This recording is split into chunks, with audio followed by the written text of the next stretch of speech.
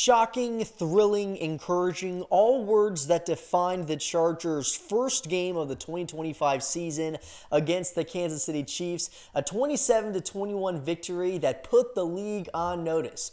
The Chargers are for real. The West will be competitive, and Kansas City's reign isn't as certain as years past. What's up, everyone? I'm Sam Peña, a Bolt fan in the Berg for Chargers Digest, where we talk about all things Lightning. Today, we're talking about the Chargers' first game of the season against the Kansas City Chiefs, a victory that sent the league a message that the Chargers might be competitors this year for the Super Bowl. So we're going to be looking at some of the offensive takeaways for the Chargers, and I think that's going to be the most encouraging sign out of this game, because that was the big question mark coming into 2025. How would Greg Roman's offense produce after an offseason of turnover? How would they deal with the Rashawn Slater injury? And could Herbert rebound from that difficult playoff game against the Texans? All of those questions were answered emphatically on Friday night against the Chiefs. So let's talk about it. For today's video, I thought the best thing we could do would be to take a look at some of the analytics and a deep dive into some of the numbers out of that game from the offensive side of the ball, really kind of trying to understand how the Chargers were able to put together that masterclass against the Chiefs. And I think all of this starts with efficiency. That's my first takeaway from this game, is that the Chargers were more efficient than the Chiefs. When you look at the PFF numbers on this, you can see that the Chargers and the Chiefs were actually relatively even in the game. Both teams had 62 to 58 offensive plays, only a 4-play difference between the two of them. In terms of total net yards, the Chargers only had 30 more in the game, and they only averaged 0.1 yards more per play. Now, looking at the outset of that, you would think that this was a pretty close game. And yet, for the most part, it felt like the Chargers were pretty much in control from the beginning. I mean, they never at any point in the game were behind. The only time it was tied was when it was 0-0. The Chargers seemed to be the better team from go. They had a decent lead at the beginning, then the Chiefs cut into it a little bit and almost tied it, except for a Harrison Butker missed extra point. But despite that, it felt like the Chargers were never in doubt throughout the entire game. And I think a big part of that was because of the Chargers' efficiency on third down. When you take a look at those numbers, the Chargers were able to convert 54% of their third downs to just 36% for the Kansas City Chiefs. It seemed consistently as if whenever the Chiefs were in third down, the Chargers locked in and were able to prevent Mahomes from being able to escape the pocket and be able to make a play. And on the flip side, Justin Herbert was frequently creating plays with his legs and also finding Keenan Allen, who returned once again to the Chargers, consistently for first downs on those 3rd and 10s, 3rd and 12s. And that's kind of my second takeaway of this game, is the receiving core looks improved in 2025. Specifically, the addition of Keenan Allen, I think, has really opened things up for the Bolts. When you take a look at his numbers, he had 9.7 yards per reception, and he had an average depth of target of 4.8 yards. That's really important because, as you guys remember in my previous video on Keenan Allen, Keenan was misused by the Chicago Bears. He had one of the highest average depths of target in his career at 11.2 through the first 9 weeks of the season. It did go a little bit down for the Bears last year to about 9.8, but still, you don't want Keenan Allen being targeted consistently down the field because that's not really his game. He's more of that short-range to intermediate possession receiver, and he's been one of the best at it for quite a long time. The Chargers knew how to use him properly, and in the first game back for them, he had 7 catches for 68 yards. Beyond that, 3 of his 6 catches were on third down conversions, and 6 of his 7 catches were for first downs. Frequently throughout the game, Justin Herbert was looking Keenan's way to be able to make the big plays that were able to keep them ahead in this game. Let's take a look at some of the deeper numbers into this game as well. The possessions, like I said, were relatively equal, 8 for each team. The average yards per drive, the Chargers averaged about 3 more per drive, which I think was actually pretty important in that game because there were a couple times when the Chiefs were close to field goal range, but they fell just a few yards out of it throughout the game. You look at the red zone possessions, they had the same amount, 3-3. Red zone plays, 8-8. But the Chiefs had to settle for field goals twice. The Chargers only had to settle for a field goal once. And of course, that one touchdown was the difference in the game 27-21. And this is a carryover from the previous year. The Chargers were just better in the red zone, better on defensive side of the football. The Chiefs were actually very poor last year when it came to scoring in the red zone. That was another area that the Chargers were able to take advantage of. But moving on to some of the other points that I think are really important looking for the Chargers team, you take a look at the rushing game. That's my third takeaway from this game. The Chargers have work to do. They're not done here.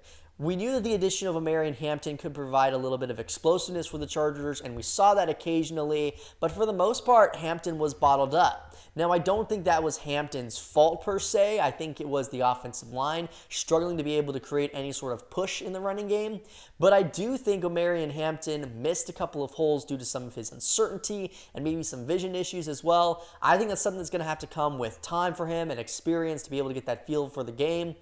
Also, Omarion Hampton had that big play at the end of the first half where he went out of bounds instead of just going down inbounds. That gave the Chiefs time to be able to come back and put a field goal on the board, which fortunately didn't end up hurting the Chargers, but it could have. That's a rookie mistake. I know after the game, Jim Harbaugh came out and said that it was on the coaching staff because they didn't tell Omarion Hampton that they wanted him to go down in bounds. But I also think even though Jim is taking the fall for this, Hampton needs to be aware in that situation of what's happening. He has to be aware that they're trying to leave as little as time as possible for the Chiefs, because none of us were a part of the coaching staff, and yet everybody who was at home watching the game knew that was a mistake by Hampton. So the takeaway that I have here is the running game needs some work. We saw this along the offensive line. They played pretty well in the game, but they struggled to be able to create any sort of a push in the running game. But that leads me to my fourth takeaway, which is the pass blocking has improved significantly for the Chargers. I was really worried going into this game because the Chiefs had two people I was very afraid of on the defensive line in Chris Jones and George Karlaftis. I thought they were going to be able to consistently get to Herbert in the passing game and just make his life hell. That didn't happen, though. And I think the reason why that didn't happen is, A, because Joe Waltz was phenomenal filling in at left tackle for Rashawn Slater. We were worried about Zion Johnson. We were worried about Bradley Bozeman. We were really worried about Trey Pipkins. And we were worried that Mekhi Becton might not even play because he got food poisoning on the day of the game. Well, all of those concerns were for nothing, it seemed like, because Becton played phenomenally, at least as a pass blocker in the game. He valiantly fought through his sickness throughout the game and put on a stellar performance. Zion Johnson, I said he struggled to create push in the running game, but by my eyes, he was one of the best pass blockers out there. In fact, he was only credited as giving up one pressure the entire game, and I only charted 3 times in the passing game where I could say he was beaten. For the majority of the game, he was keeping the defensive line of the Chiefs in check, and that includes Chris Jones, who he was frequently matched up against. Bradley Bozeman, I've been highly critical of his game, and at this point in his career, I don't think he's ever going to develop into a top-tier center, but he played admirably at center throughout the game, holding up to all of the stunts and the twists that the Chiefs were showing up front. And then when you look at Trey Pipkins, he was probably the weakest of the pass blockers for the Chargers, but even Pipkins showed some massive improvements from 2024, and he only gave up 3 pressures throughout the game. That was the most of all the offensive linemen, but for Pipkins, I think it's a massive step forward from what we've seen the past couple of years where he's consistently struggled.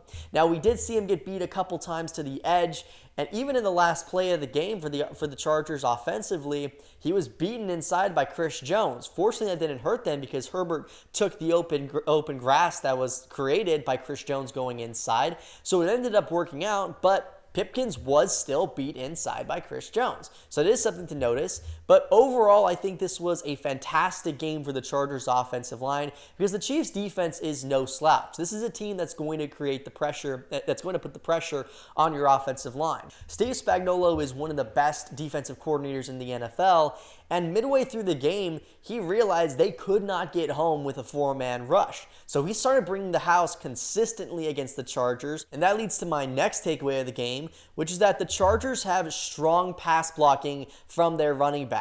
We saw Najee Harris and Omarion Hampton consistently pick up the extra men, consistently pick up the blitzers, and give Herbert just an extra split second to be able to find one of his top targets down the field. That's crucial for the Chargers this season because I'm not expecting this offensive line to be one of the best in the league, but if they can consistently create just a couple extra ticks on the clock for Herbert to be able to get rid of the football or to be able to take off running, that's huge.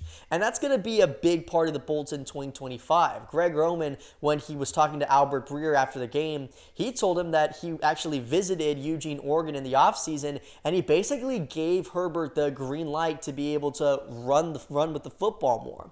And that's something I wanted to see out of Herbert in that game against the Texans, because the Texans were one of the worst teams in the NFL last year at stopping rushing quarterbacks. We've always known Herbert has the legs because of that 3-touchdown game on the ground he had in the Rose Bowl, the final game of his college career, but we haven't consistently seen him put that to use. Well, he did on Friday night against the Chiefs, and it led to stellar results. And a lot of quarterback runs is dependent upon those running backs being able to pick up the extra blitzers. And both Hampton and Harris did a pretty good job throughout the game of doing that. I'm not predicting that the Chargers are going to go, 14-3 and be the division winners this season, but I do think they've put the league on notice that you can't overlook this team, and that if Kansas City wants to continue their dominance in the AFC West, they're going to have to contend with a Chargers team that finally believes in themselves. Thank you so much for watching, everyone. I'm Sam Peña for Chargers Digest. Please remember to like and subscribe. We're trying to build the channel from the ground up here. I would really appreciate y'all's support. And until next time, Bolt Nation, bolt up.